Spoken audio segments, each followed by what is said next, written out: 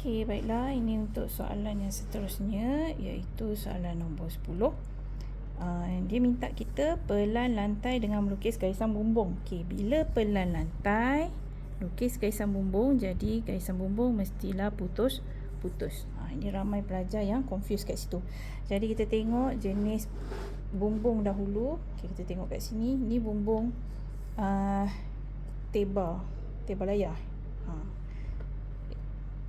Teba layar, jadi dia tegak. Okey, jadi kat sini kita ambil center lah. Jadi kita dapatkan center untuk dia ni. Macam mana nak dapat? Okey, ada cara dia. Lepas tu yang ini pun sama. Ini bumbung limas. Okey, so kena condong. Tak payah hafal pun tak apa. Awak tengok bila dia condong, so kita akan guna daripada atas sudut 45. Kalau ni sudut 30, so atas mesti condong 45. Kalau tegak, daripada sini tegak, so yang ini kita akan bahagi 2. Okey, dia tak boleh 45, tapi cikgu akan tunjukkan macam mana nak dapatkan garisan tengah menggunakan sudut 45. Okey, jadi first kali kita pastikan baris kita lurus dengan bangunan. Okey, lepas tu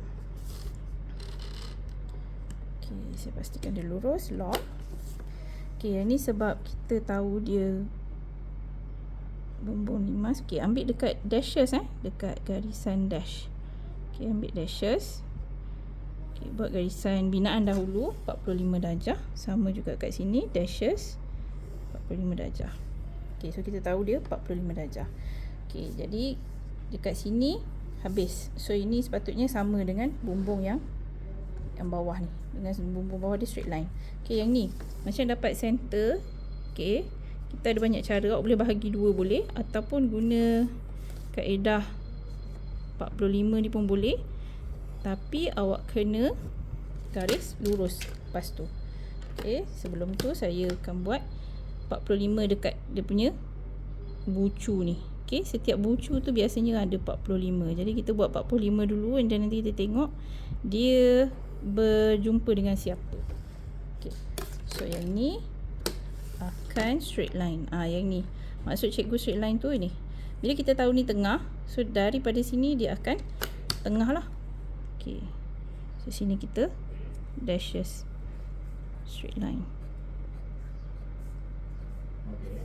Okey, lepas kita ni, okey, saya buat garisan binaan sebab saya nak tengok dekat mana dia bertemu. Jadi kita temukan dia dulu, baru kita sambung dash.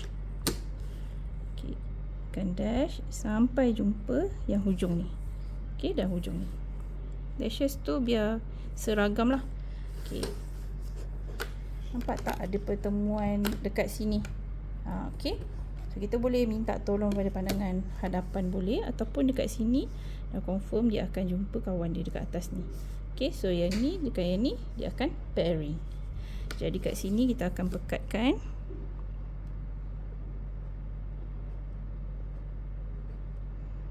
Okey, macam mana cikgu tahu bumbung ni ada 45? Dia setiap lekuk tu, setiap bucu memang akan ada 45. Cuma dia ikut bumbung. Kalau hujung lah, kalau hujung kena check macam mana dia punya bentuk bumbung daripada hadapan. Okey, nanti dia akan bertemu antara dia. Macam mana kita nak senang, nak cepat buat, kita kena sentiasa buat soalan bangunan. Dia macam puzzle sebenarnya. Okey, so semoga awak semua sukalah puzzle, sebab kita engineer. Jadi bila kita engineering, kita kena sentiasa menyelesaikan masalah. Okey, jadi jangan lari daripada masalah, kita cuba selesaikan masalah. Okey, so sambil-sambil kita lengkapkan garis bumbung. Okey, saya ingatkan supaya kita tak cuai.